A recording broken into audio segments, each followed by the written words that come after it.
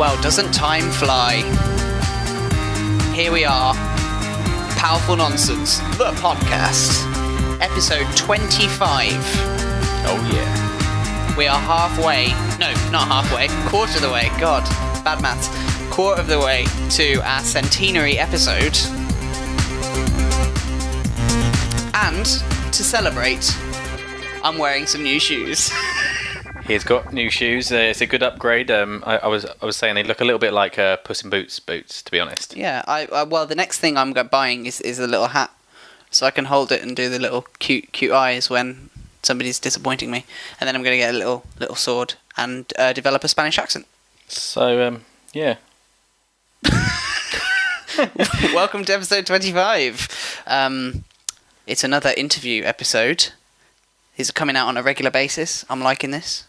And this particular interview is very, very good. Not to say that the others weren't. They were also amazing. But, yeah, if you're feeling a little bit down, or if you're kind of thinking, I wish life was a little bit better, this is the interview for you. We are talking to James Lambert. A guy who went from punching people in the face without gloves. And without being beaten. Unbeaten. He's a bit of a machine, to be honest. Mm-hmm. And so he's gone from being, what else would he do? He was in He's a mixed gang. martial artist, He bouncer. was a bouncer. He's run 101 marathons. Yeah. He's a badass, very basically. And he's now a happiness coach. And he's got a lot of experience and a lot to say. And thankfully a very happy sounding guy as well. Proper nice which guy. you kind of want from a happiness coach. Definitely. So, yeah, we'll jump right in. It's a great interview. And, yeah, we'll catch you after the interview. So, without further ado, Mr. James Lambert. So, hello, welcome, James Lambert. Nice to have you on the show. Lovely to be here, guys. Thank you very much for your time. You're welcome, thank you. First of all, could you introduce who you are and tell us just a little bit about yourself, a bit of your backstory? Absolutely, yes. Well, my name's James Lambert. Today, I'm a motivational speaker, an author, a happiness expert. I am a qualified personal trainer, and a bit of an entrepreneur. You know, I dabble in different things, and I also try and fundraise in whatever spare time I've got. So I'm very much about giving back to the community and fundraising for causes that are dear to my heart. That wasn't always the case, though, chaps, because part of my past, to put it in context, I am a former unbeaten bare-knuckle boxer, bare-knuckle fighter, unlicensed boxer, mixed martial artist and bouncer. So I was immersed actually in a world of negativity, violence and anger. I was a profoundly unhappy person. Grew up in southeast London, born in Lewisham, raised in Catford, specifically very urban environment, very fast, very aggressive. And it's been a very interesting journey, but I'm happy to say that I've taken the pain of the past and used it to create a very positive persona for myself and hopefully others through the work I do, my writing and talking and so forth today. So that's it in a very condensed nutshell. There's a lot there to work with. Indeed, yes. The first sort of thing we really want to find out, I mean, today speaking to you, you're like a super happy guy. Like, how do you go from punching people in the face without gloves to actually trying to make the world a happier place? Like, what happens? What change happens? Indeed, no, it's a very astute question. Indeed, it's not, I'm often asked this, that there wasn't, as it were, an epiphany or like a single defining moment. It's actually been years. I mean, I wish I could say that. That would be it would be a lie quite blatantly, and it would be excusing and glossing over the enormous amount of hard work it has taken, and indeed it's an ongoing process, chaps. As I say, I'm a human being. I'm not a robot. I still have fleeting emotions of, as we all do, of whether it be displeasure, others lack of courtesy, rudeness. But the point being, I worked on myself, as I say. So there was thousands of hours of self-introspection, looking at myself, attending seminars, reading thousands of books, self-taught, and just looking at, my place in the world and who and what I wanted to stand for. So it's been a long journey, chaps, and it's ongoing. But basically, it was a process. It was a process whereby I realised a lot of my behaviour and habits, they were not who I truly wanted to be. And so basically this has been an unfolding of who I have wanted to become, which is a happier person, more loving at heart. But indeed I was frightened to let the world see that side of me because I was scared. Effectively I was scared, and I covered that by, you know, gnashing my teeth at the world and snarling, being aggressive, but that was hiding a lot of fear. So. Well, one thing because I bought your book recently, and one thing I saw that you said in there was that you kind of felt like you was always fighting against authority. Could you talk a little bit about that and why you felt that way? Thank you. You know, specifically, which book was that, my friend? Because I have got a few out there now. That was the How to Be Happy in 24 Hours. Wonderful. Yes. Sorry, just repeat the question, please. It was just about the fact that I think you said that you kind of felt like you was always fighting authority, or you always felt like you didn't quite fit in to like the kind of general system. Yeah, no, that's a good point. Yeah, no, well, as I say, I mean, in my life, we often joke about it now, but it's as if I came out fighting. I was born, I think it was as much as 7.5 weeks premature. Oh, wow. I was taken immediately from my mum. There was no bonding. I was placed in the incubator for the next 2 months, and that very set the tone as I look back for my alienation from others. I was, as I say, snatched from my mother at that time, fighting for my life. And the fight continued into nursery. I very distinctly remember my first day of preschool in those old Wendy houses, if you remember, chaps, you know, when you're making the pretend cups of tea. And I remember some boy come bowling over and just pushed me, you know, he wanted the little teacup. And I remember at that age, you know, we're talking about 3.5, 4 chaps. I made all in the space of, you know, a nanosecond, but I made a decision, you know, I'm not going to back down, you know, that's not the way it's going to be. So, of course, you know, I retrieved the teacup. But the point being was that got wearing your tricycle. Well, indeed, a quick escape. But the point being was I made a decision. This is very interesting that I made a decision that it was quite apparent to me that you could be a wolf or a sheep, and I wasn't going to be a sheep for anyone. And therein lied the problem, because growing up in Southeast London, kindness, it was certainly seen as weakness. Now I hate that, but it was what it was. You know, we can't flee from that. And so as I fought back, both against others, against authority, against anyone that was constricting me, or, you know, I was always very creative and outspoken. Anyone that I think was looking to sully that or to confine that, which of course, you know, I don't know if we've got time to get into this, chats, but you know, education at its worst doesn't promote, or, you know, at its worst, as I repeat, doesn't promote free thinking.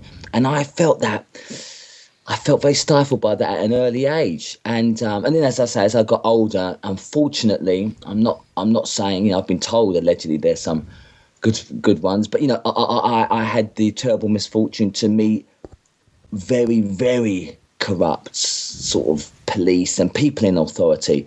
These were people that weren't doing things well, and so of course that does, you can't help but, you know, one's ideals and opinions are moulded by what one sees. And again, just very quickly, chaps, I remember again, I wasn't any older than 5 years of old. 5 years of age, you have to remember. So a tiny little person. And outside of my immediate nuclear family, my headmaster, Mr. Lyons, was of course like God to me, a very early authority figure. And he was a very vicious man, a bully, as I now look back on it, unfortunately. And he took great pleasure in making little people cry. And I remember it was always a point of pride to me that I would never allow that to happen publicly. And he used to poke you very hard with his hand in the chest, trying to elicit a response. As I say, a very sadistic man. And I remember at 5 years of age, him poking me very, very hardly in the chest and emphasising each strike by saying, "James, you are a bad boy and nothing good will become of you." This was at 5 years of age, chaps. Now, of course, as an adult, I can now see that the man was clearly disturbed and somewhat, but at that age, it goes in and it goes in deep.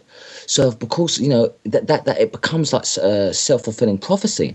I thought I was bad. The good things I did in school were ignored, and I only got recognition when I did something allegedly bad or I acted up. And this was very, very sad because, again, it compounded the problem. And again, you alluded to very astutely, the alienation, it created this divide, like a them and us mindset. Most unfortunate, but that's what happens. Yeah, I can kind of see why that sort of scenario at such a young age had a kind of roll on effect. I'd like to actually, if I may, just go back onto something that you mentioned a minute or two ago about education at its worst, because our regular listeners will know that we're very passionate about education, and there's this new movement in the world, basically saying that education as it stands now is broken. It's it's stuck in the old days, and I'd just like to kind of know what you kind of think about that. Well, absolutely. As I say, at its best, there is nothing better than, I see it in quite distinct things. You have education, and as it is in its current paradigm, which I think is obsolete at best, you have learning for its own sake, and you have this like parrot-like repetition where something is only really learnt for an exam. And I believe if you are only learning to tick boxes, you are fundamentally in trouble. Now, on the other side, the great learning, the Socrates of the past, now they were about, whether it's spoken or not, self-improvement. Now, therein, that knowledge, education, learning to improve oneself, at that is learning at its best. Unfortunately, as I've alluded to, under the current paradigm, you have an obsolete, outdated system. And quite frankly, we update our phones more regularly than we've looked at the educational system, which is a profound nonsense. But no, I believe in learning. Of course I do.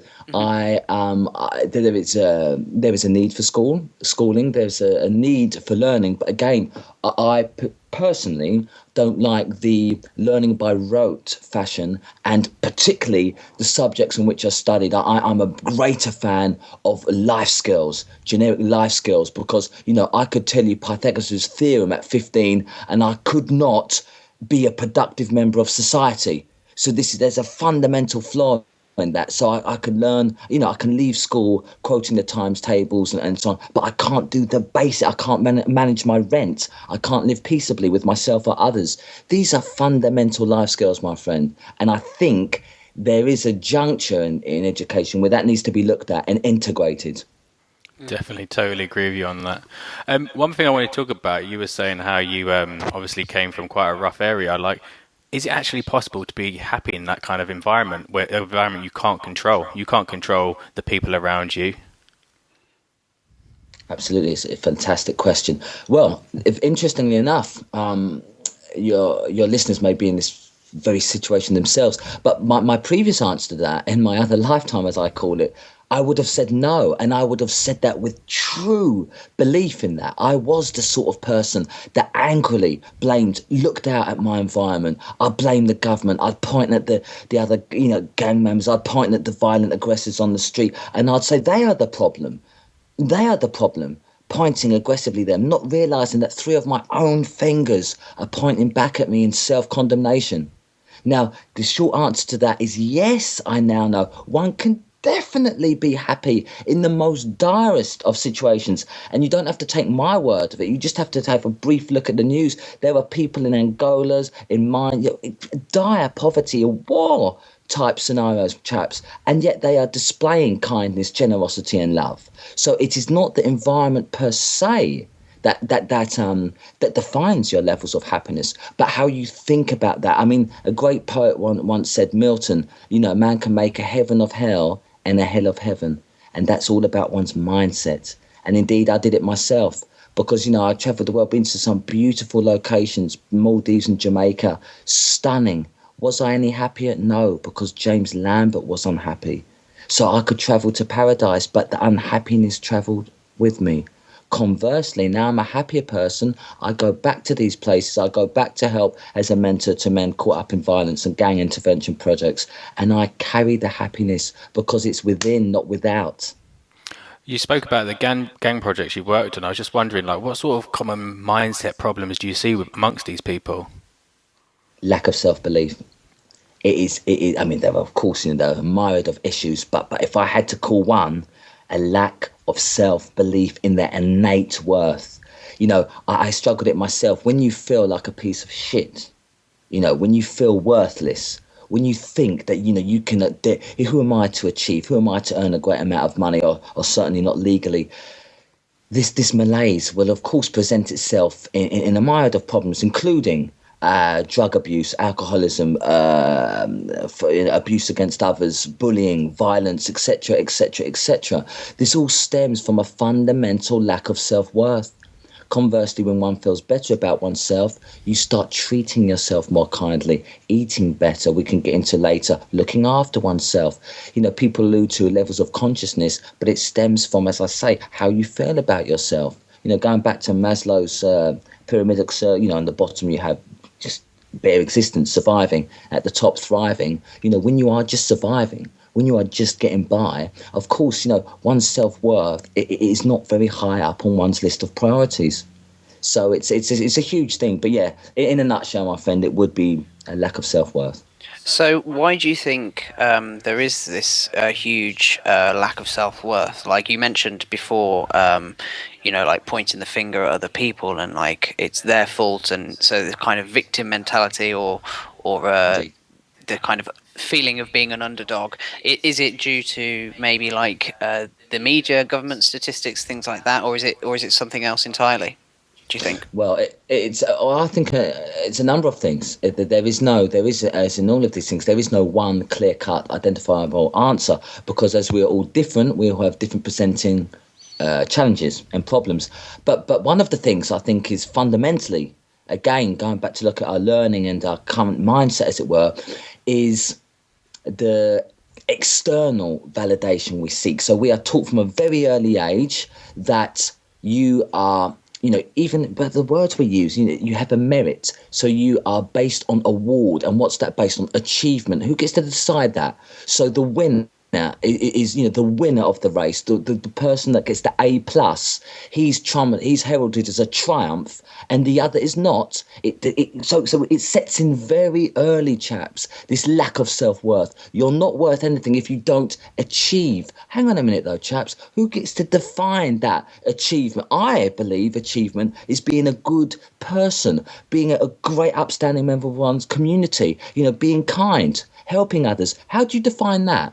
How do you define that under the current school system? You don't. And therefore, a person who otherwise is good, caring and kind leaves thinking they're worthless. This is a problem. Definitely. I think, like you say, where people are always sort of chasing the next accolade. And I think that's one of the things that I think everybody has suffered for. How do you think, like, kind of being... A lot of people are kind of addicted to the potential happiness in the future. Like, once I get that A grade... Once I get that girlfriend, or once I start that business, a lot of people kind of base their happiness in the future. What do you think about that? That is just a superb point. Deferred happiness, I call it. I've done it most of my life. I'd be happy when I got that Yamaha R6 red, black and white superbike. Woohoo! I got it. Yes, indeed, I was very happy. The thrill wears off. Okay, never mind. I'll be happy when I get my 10th gold chain, when I get my next watch, when I get... The list goes on. But of course, we're never happy in the now. And this in itself, chaps, is another whole thing. But this is the thing with deferred happiness, whether it's the past, mulling over our past glories or holidays of friends, good times, or what's to come, the future, all of which are fundamentally an illusion because they're not in the here and now. And this is a general worldwide malaise. And again, it's promoted very cleverly, like in marketing, because, but under the current paradigm again, and it's not just beating up capitalism, but if it's always about consuming, and then the next upgrade of phone and one's TV, a bigger TV, a newer car, more powerful, another holiday, you see, you will be chasing it by virtue. And again, the Buddhists allude to like the middle way, which is about, in essence, seeking balance. So I think that's a very good place to start. And the best place to start is being present with oneself and those around you today, as we're doing at this moment, chaps, through this conversation. Definitely. I think, like you said there about the like Buddha having balance, a lot of people say who might come up to you be like, oh, are you happy all the time? Like, how can I be happy all the time? Like, what are the dangers of actual extreme happiness?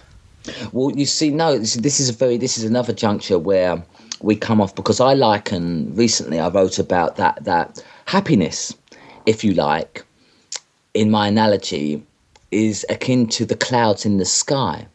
Now, they're fleeting. That's just but one weather condition, which of course can change, because clouds on a glorious summer's day can be white and fluffy, lovely. On another day, they can be seemingly threatening, very black, like one's mood, and threaten rain. So happiness is more likened, in my analogy, to a fleeting emotion.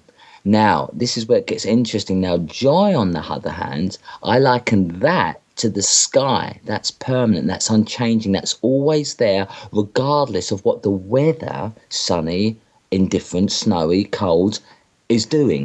And I believe, for what it's worth, that joy is actually our truest, most natural state. We have forgotten it, most of us, but that's very different from happiness. So yes, the extreme happiness could be a danger therein if you are relying on things to make you happy, of which they're innumerable, because what makes you happy, Jem, my friend, is different to what makes James happy, and different to what all of your listeners make them happy. But joy is a different state, and that's unchanging. So yes, you do have to beware and separate the two, and they're seemingly at first very similar. But no, I believe joy is unchanging, like the sky. That's the very essence of each person, unchanging. And then you have happiness, which is fleeting and is just but another emotion, just as jealousy, bitterness, joy, happiness, and the like are. Definitely. I heard a statistic on another podcast recently. It was about like how kids actually laugh 300 times a day, and an adult actually laughs on average around 5 times a day. And I know you're adding to my allowance because I see your Facebook jokes every day. How important do you think it is that people get their daily amount of laughs? Like, how important is laughing? Well, I'm so glad I've finally met the one person that enjoys my jokes. I knew there was one person out there. That is extremely validating, because although, as I've alluded to earlier, one shouldn't seek external validation, it's nice to know somebody likes them. So that's made my day. But could you share one of your favourites? One of my favourites. What? Oh, hang on, let me get this right. What did the policeman say to his stomach? You're under arrest. As you can see, they have their comedic effect because of the cheesiness of them. I love really, really cheesy jokes. They're some of my favourites. Actually, you'll like this quickly. I'll just interject this. How do NASA prepare for a party? They plan it. I just get better.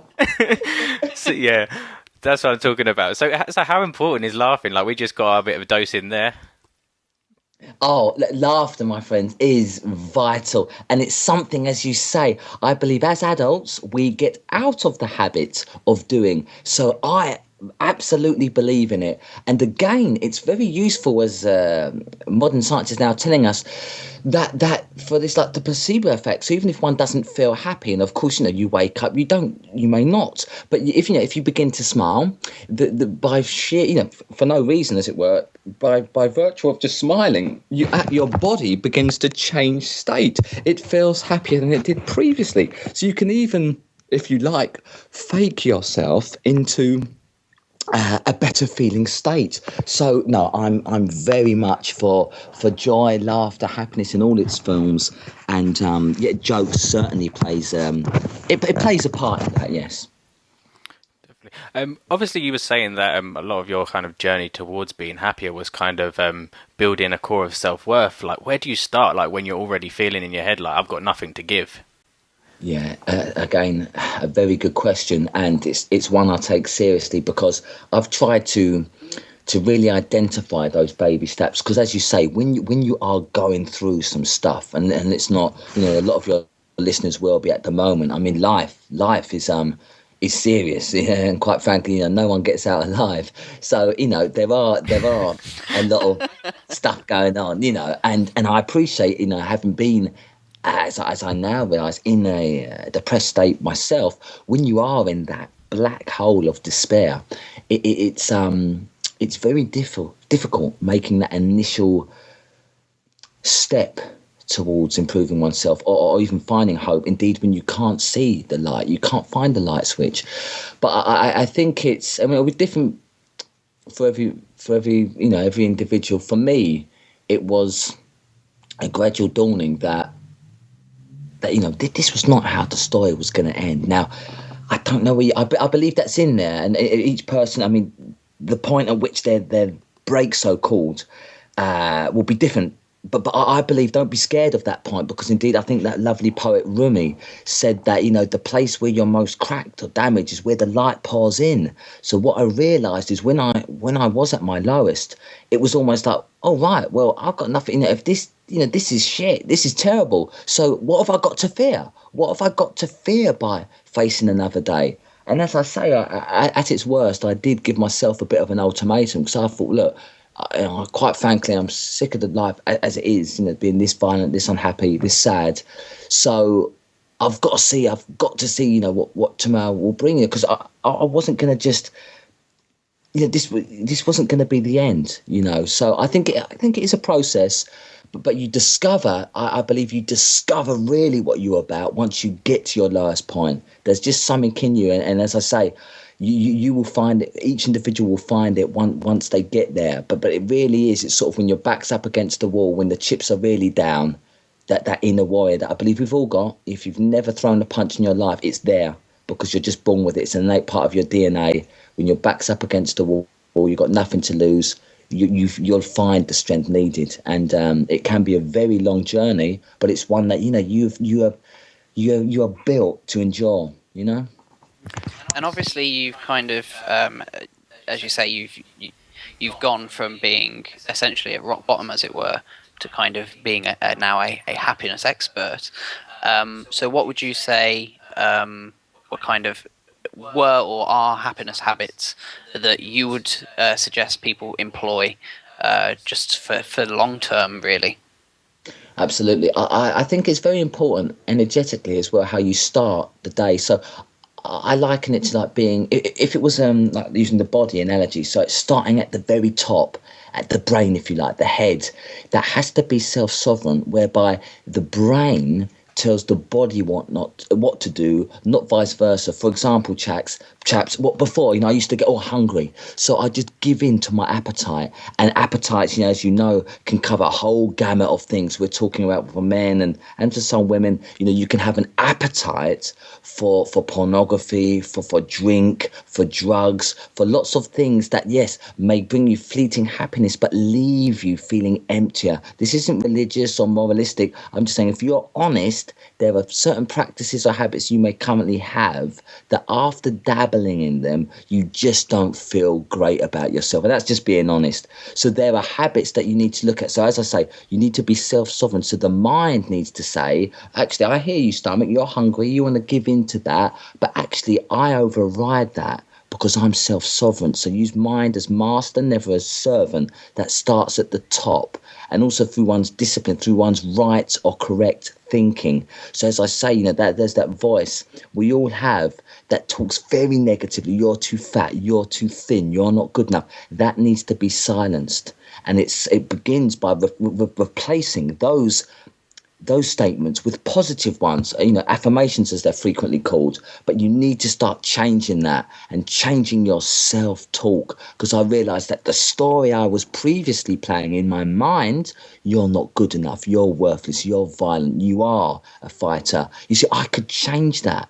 Hitherto, I didn't know that was possible. But once I started changing my internal story, lo and behold, my behaviours could follow suit. So starting at the top, get the mind as master, never as servant. Moving down to the mouthpiece, correct speech. Use your speech to uplift yourself and others. So do away with the swearing. Again, not moralistic. It's just in general. I do it myself occasionally when I'm passionate. But in general, don't your every other word be F this, F that. It's low energy. It's negative. Uplift others. And as I was always told, a good, old truism, if you can't say nothing good, don't say nothing at all. So, it's that simple common sense things, moving down to one's heart, passion. Be passionate about what you do. You're not going to succeed in, you two guys are great examples with this podcast. When you do something you're passionate about, you actually give a damn about, that is going to rise to the top. It's going to shine through. Conversely, you go into a business, you go into a relationship that you don't care about, it's going to suffer. It's going to suffer. And you can go on and on, chaps. So, it's good stuff. One thing you spoke about there was sort of negative self-talk. From a guy that's run 101 marathons, you must have some seriously positive good talk. Because I know when I'm running, my body's saying stop, but you must have something that tells you, come on, we're nearly there. How the hell do you get that? That again, it's habit and repetition. People look at that. How do you go about running 101 marathon? How do you do one? How do you do half? One step at a time. And you go, that's very obvious. But again, we want our truths dressed up in all exotic gold-laced ribbon. Some of these truths, they're so simple. Winston Churchill alluded to. We trip over them. A man gets up, dusts himself down, and continues as if nothing happened. This is the trouble with us. They're hidden in plain sight, but they're so simple, people don't want to act on it. So all I do is I tell myself I can instead of I can't, and I take one step at a time, both figuratively and literally, in any endeavour I do. So in the 101 marathons, I kept going. Of course, on many of them, I was on some of the ultra runs I've done. I'm done in, but the only thing that my mind told me to continue. And as I said, by using mind as master, not as servant, because my mind was in charge, my body had to follow suit. If I listened to my body, I would have checked out at mile 1. But that's no good. That's what I'm saying. When one incorporates the power of one's mind, it's all over, Me and Jem were, before we hit record today, we're trying to figure out roughly how much space was between each, how much time was between each marathon you ran. So I wanted to know, just on average, how often were you running a marathon to do 100? I think technically it was just under, I don't know, it was 1.85, but just under 2 a week. I think how it balanced itself. Wow. Out. But yeah, it was sustained mileage over a year. So it was a very intense on the body. I can't escape that, but more so on the mind. But again, manageable. And I should say, the caveat to this is it wasn't for, this is a very important point, in fact, chaps, for overall, it's about developing one's why. Why are you going into it? Why are you pursuing that level, that course, that area of fitness, that work? Why? And for my why, it wasn't for myself. Again, I would have quit certainly after maybe the 5th or the 6th one. But I was doing it for my friend's son, who's unfortunately dying. He's got a muscle wasting disease. As we know, the heart's a muscle. So he expressed an interest to go to Disney World in Florida. And with respect, the mother, Vicky's a stay-at-home mum, and she's got 2 other children. So only the father, my friend John, works. And, he'd need several lifetimes just to get the deposit. So I said, look, please allow me to run, to commit myself to 101 marathons. And hopefully by making that rather foolish, but sort of big example, we can raise the necessary funds to go. Long and the short of it, I completed 101 marathons. They did go to Disney World in December last year, had a super time, and whatever happens at the end, they're going to always have those memories that no one can take away. So, but the point being, I had a very, very strong why, chaps. So when I wanted to quit, and I would, if it was just for me, I thought of Noah. I thought of his family. And again, I encourage you and your listeners, if you really want to get something done, you want to go to the next level in your business, you want to lose maybe a couple more pounds or bulk up, get a strong why in place. That's going to get you up early when you want to just roll over and hit the snooze button. That's going to make you go out when it's too hot or it's too cold, ad infinitum, whatever excuse you want. You need a strong why. And sometimes I'm just gently alluding to the fact that doing it for someone other than yourself, that's a good place to start. Definitely. Congratulations on that. Yeah, well done. One thing I wanted to touch on, and I think a lot of people miss out. People are always kind of looking at the end goal, but I think there can be a lot of enjoyment actually in that struggle. I'm sure you were excited that you were getting your 50 marathons through. Talk about how people can kind of learn to kind of enjoy that journey a little bit more. It's such a superb point because therein lies the thing. Again, as you referenced earlier, with this deferred happiness, always thinking about the end result. What we actually forget is the great pleasure to be taken in the self-improvement along the way to one's goal attainment. And therein, the true masters know, is where the real excitement, the real magic, the real alchemy of change occurs. It's in the very struggle to get to the top. And as I say, I experienced that through not just the running and the 101 marathons, the ultra running, but certainly in my previous training as a fighter, when it got so difficult. Now, it wasn't, the end objective wasn't just to have a tough body, glistening, with sweat and six pack. That's a very nice, but that was all a byproduct of being the hardest trainer in the gym. So when my coach asked everyone to do 100 push-ups, some of them would begrudgingly doing it after a lot of moaning. Chaps, I didn't even start counting until I'd done 100. Mindset. You see, I did the first 100 for me, the other 100 for him. And this is very important. It's a mindset. I loved the journey. I reveled in the pain because I knew on the other side of that was literally glory, for wanting, but therein it lies. Why does the bodybuilder, he doesn't, the 8th, the 9th, 10th, it's in the 10th one, the one that burns the most, that is stripping down his muscle fibers, and he relishes it. He grows to look forward to that. Why? Because he knows the growth is in the struggle. Definitely.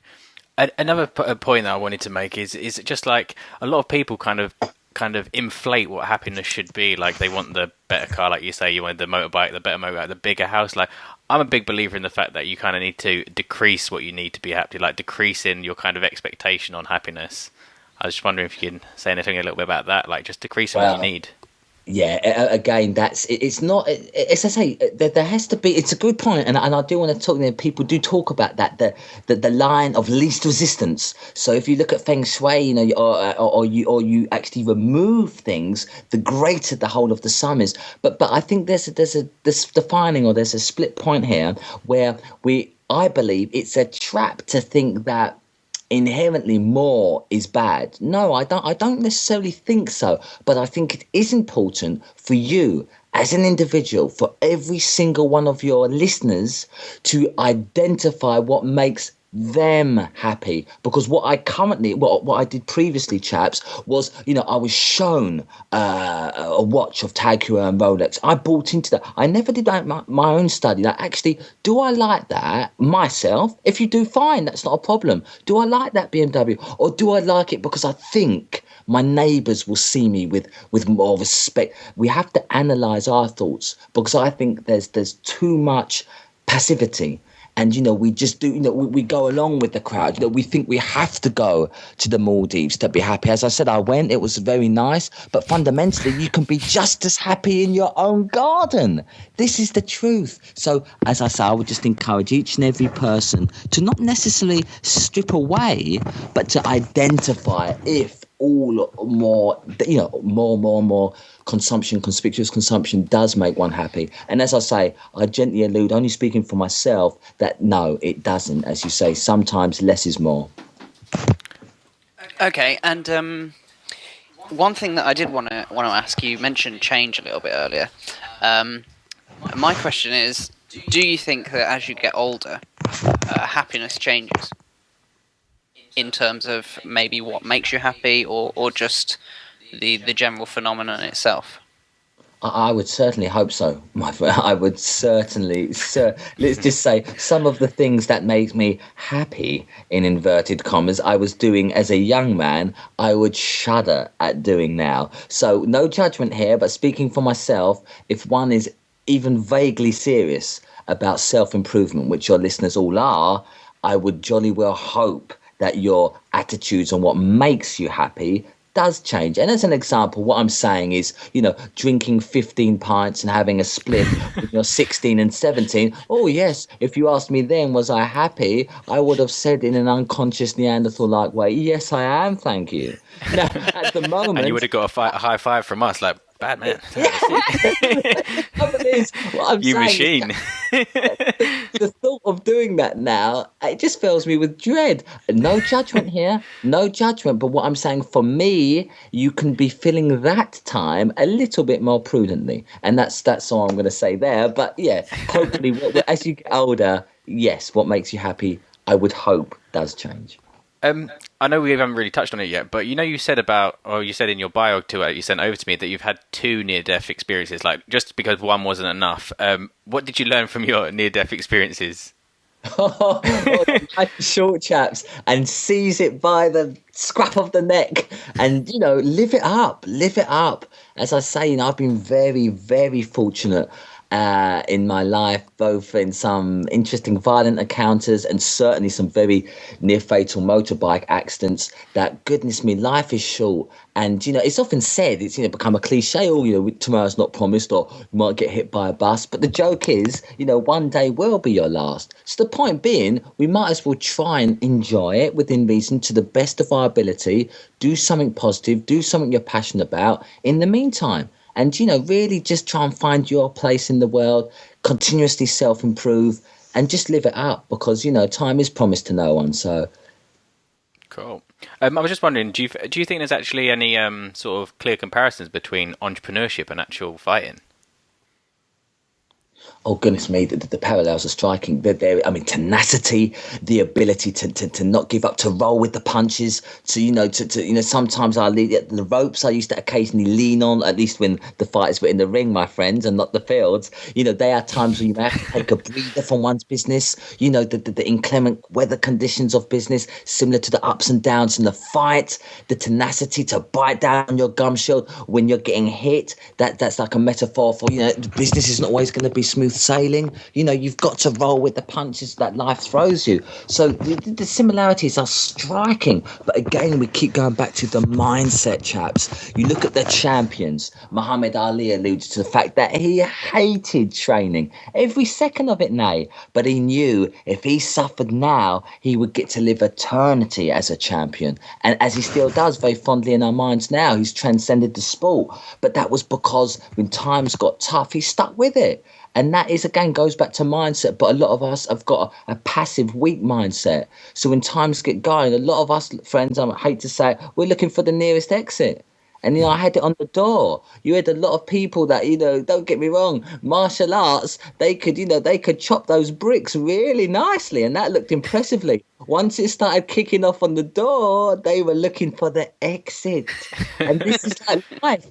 Violence, real violence, is ugly. There's nothing glamorous about that, my friends. But that is like life. It's not always pretty, is it? The perfect relationship, the perfect business. If your listeners didn't know, it doesn't exist. But to say it can't be good and much better. But this is the thing. We've got to go from fantasy to so-called reality, and it's what we decide it to be. I really love this. I don't know the actual quote, but I know Zig Ziglar says it, and he kind of says, like, a lot of people wait till they start feeling really bad before they pick up the book again. Like, how important do you think it is to be, like, topping up your happiness daily? Essential. In a nutshell, because the way I look at it, Jem, is that I now do it for a living. I'm in and around happiness and motivating people through speaking one-on-one with, as my role as a life coach, volunteering work, even as a personal trainer, obviously with my books as well. But yet I do it, and I need to do it daily. How much more so for the average guy that's just going to a crappy job he hates, still, not give up on his dream, but that's part-time, It's necessary, a steady diet through both what you ingest, through reading, watching, listening to. It's got to be positive, because quite frankly, you can't sustain any kind of habit without that. Again, to use that gym analogy, I see it, the guy that looks really cut, really good, he doesn't train once in a while, my friends. It's consistent. And that point can be taken, you want a consistently good relationship with one's peers or girlfriend, whatever. You've got to consistently put in some goodness. It's no good doing something once in a while. So again, get your mindset right, consistency, and a steady diet, nay daily, of positivity, I think is required, yes. Just want to quickly touch on, because I'm a bit of a health fanatic myself, and could you just talk a little bit about the sort of relationship between like health, like what you eat, and exercise and happiness? Because I know it's so important, but a lot of people kind of overlook these sort of quick wins you get. Because I did a bit of stretching this morning, and you go do a few pull-ups, and you just feel so much better just by just doing such a little amount sometimes.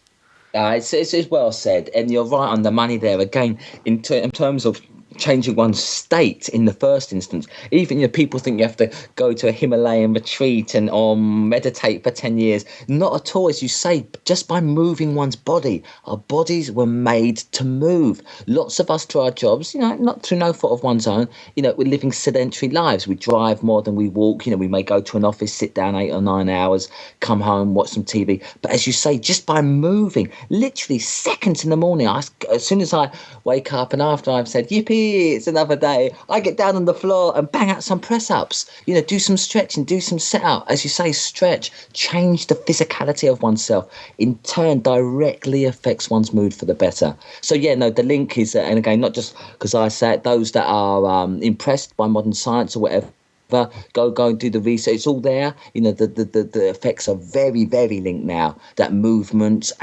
whether it be walking or running, directly affects one's state of mind and well-being. Okay, awesome. We've decided to set somewhat of a little challenge for you. How much of a challenge it will be, we don't know. What with you being a happiness coach, so you could find it quite easy. But obviously, you've got your book, How to Be Happier in the Next 24 Hours. So the challenge we've kind of set for you is to give our listeners a rundown of how they can be happier in the next 24 minutes. Excellent. Wow. I mean, it gets really deep, because the joke is, people wouldn't believe me, but it can get even, you could forget how to be happy next 24 minutes. You can be happy in the next 24 seconds. No way. If you make a decision to be. Again, I've got to repeat that because people will miss this. And again, it's hidden. The greatest truths are hidden in plain sight, my friends. You want it to be greatly esoteric, but it starts with a decision. I don't care what's going on, not in an unkind way, but you could have debts at the moment. You could be doing a job you hate. You could be in debt. You could be, your relationship, your very life is falling apart. With all that being said, right now, people can do it with me as they're listening, but you can make a decision. With all that being said, I decide from this point on, now and from this point on, to be happy. Now, that, as all of this talk has alluded to, you have to then back that up by correct thinking, correct eating, exercise, positive things daily, cutting out the negative news, maybe dialing down if you smoke a bit of whatever, supporting it by good habits, but starting now, deciding to be a happier person. Now, with that decision being said, if you're serious about it, you back that up by the things I spoke about: right thought, right speech, passion, backing it up by the good actions, all the things we've spoken about today, chaps. And literally, it starts with a decision, and that can alter fundamentally the rest of not just today, the rest of the week and month, but the rest of your life. It starts with a decision. I decide now, and for the rest of my days, to be a happier, more joy-filled, joyful person. Great answer. This podcast is called the Powerful Nonsense Podcast. So we have these questions that we ask everybody we interview. And the first question is, what's the most powerful piece of advice you've ever been given? Followed by, what's the biggest loads of nonsense you've ever heard? Oh, well, okay. First, believe in yourself. Believe in yourself. Believe in yourself. And I can.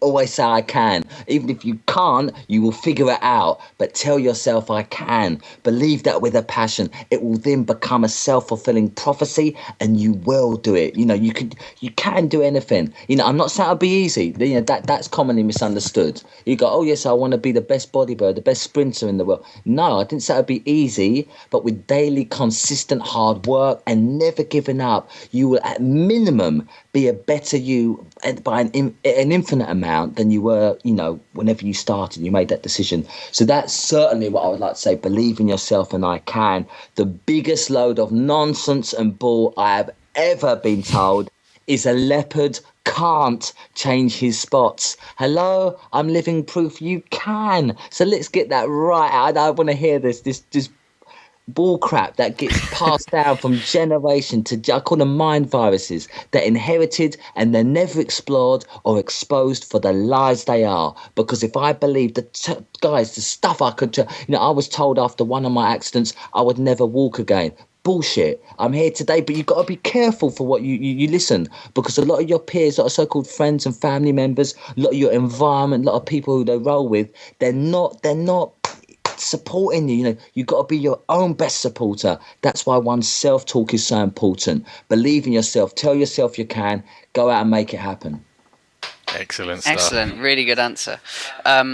We've also got another question that we ask. Obviously, you spoke earlier about constantly needing to read loads of books and consume things just to for personal development purposes, essentially. So, do you have like a top book? Like, if someone was going to read only one book in the next year, or a top heaven forbid.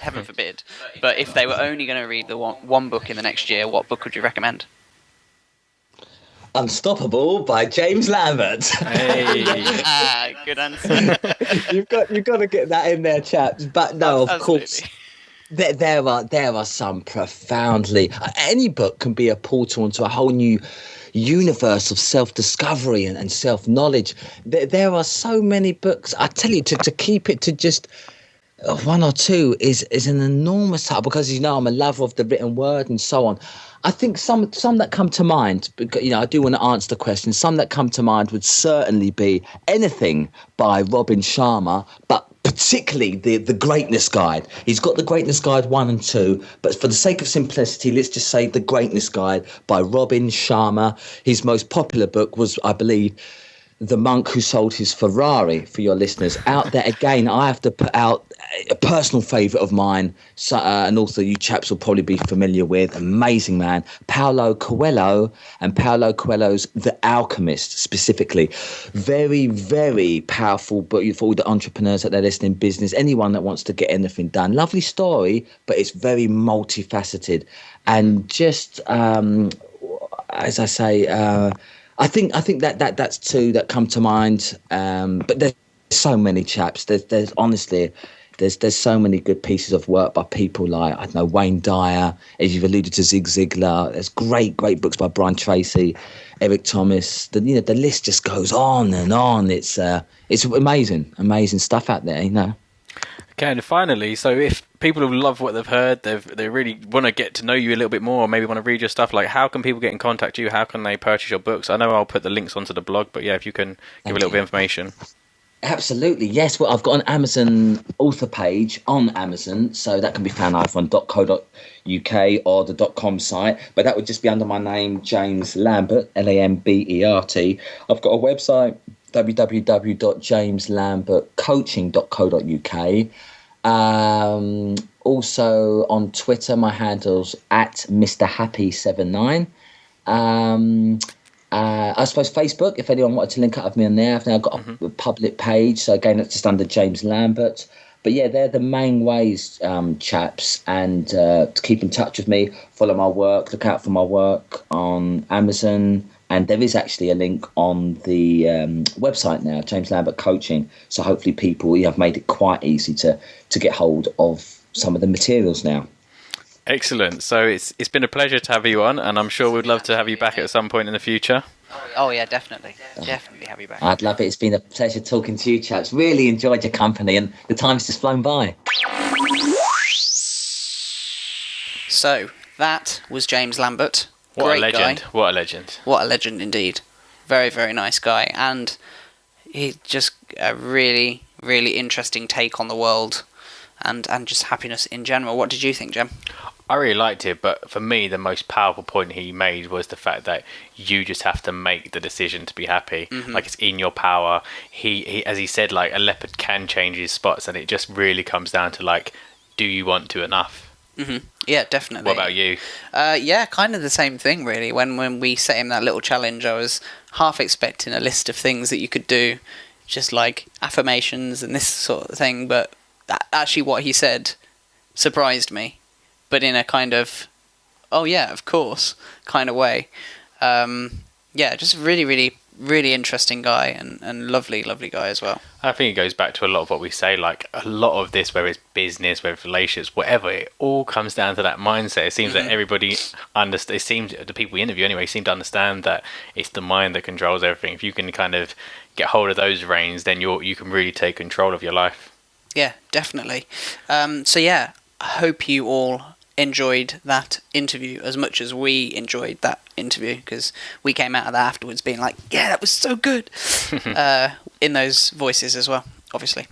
Yeah, so we're going to wrap things up as we always do. First things first, if you've got anything you want us to discuss or any feedback on the show, anything you'd like us to ping over to James, perhaps. Or if you're somebody who's quite interested in yourself and maybe would come onto the podcast, if you want to speak about something, then yeah, let us know. Then drop us a line. You can email me at wayne@powerfulnonsense.com. You have to type it with the Wayne as well. No, and gem@powerfulnonsense.com, and that's Gem spelled CEM. Or if you prefer Twitter, as many of you do, you can tweet me. I won't say the other one.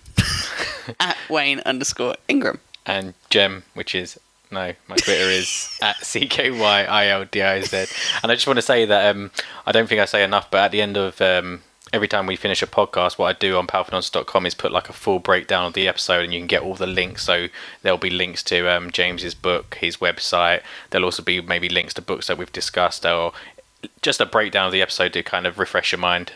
Yes, definitely. So check that out. And the most important thing, which I say this every week, and we've got a little bit of an issue because somebody has sent us a message saying, left a review on iTunes. It hasn't appeared. And it hasn't appeared. So we thank you for the thought, but we seem to be unable to see your review, which is a real shame. I reckon that's the case. I think that's what's happened. I think we've got thousands, so many reviews. Everybody's like, your show's amazing. And Apple are just like, we don't know what to do with all these 5-star reviews they get. Yeah, they're inundated with these reviews. That's clearly what it's just going through the system. Yeah, and it's just taken away. It's like when you send your Christmas cards too late. Turn up in February. And yeah, they turn up in February because there's such a huge backlog. It makes sense though, doesn't it? I get that with my Valentine's cards. Oh yeah. Like my Valentine's cards still haven't turned up for years gone by. Well, I'm a bit worried for next year because if you have those sexy shoes on, Wayne, who knows what might happen? You strutting down the street in those bad boys. I'll be getting Valentine's cards for my shoes. But anyway, please do leave a review for us if you do enjoy the show. If you don't enjoy the show, you're all right. You don't need to leave a review. But then if you don't enjoy the show, why are you still listening to us rambling on? Like James said, if you've got nothing good to say, it's just probably better just keeping stum. Well, although we do appreciate honesty. Yeah, so if it's stuff that you want us to improve, email us. If it's stuff you love, review it on iTunes. That's our deal. But yeah, so leave a review on iTunes. Hopefully it will show up. I'm guessing it will. I'm hoping this is just a blip. But yeah, please leave a review. It really, really does help boost the show, boost the profile of the show, and I'm going to do it again. It really does help us get really cool guests to do interviews. Cool guests like James Lambert, the new addition, Blessing, Kyle Eschenroder, Marnes Denton, and English Monroe. Nice one. I'm gonna hold you to that. I'm gonna try and remember. I haven't even got them written down. This is all from memory, so I'm gonna try and keep trying to do this. Cool. So, anyway, so the list will get long. It will be like a 5-minute list if you don't start leaving those reviews. That's my threat to you guys. Anyway, we are out of here. So thanks again for listening. I hope you're enjoying the content. We're loving doing what we're doing. So absolutely. Have a great week. Love you all very much. I probably said that, Courtney. Have a great week, Sam. Have a great week. Ta-ra. Ta-ra.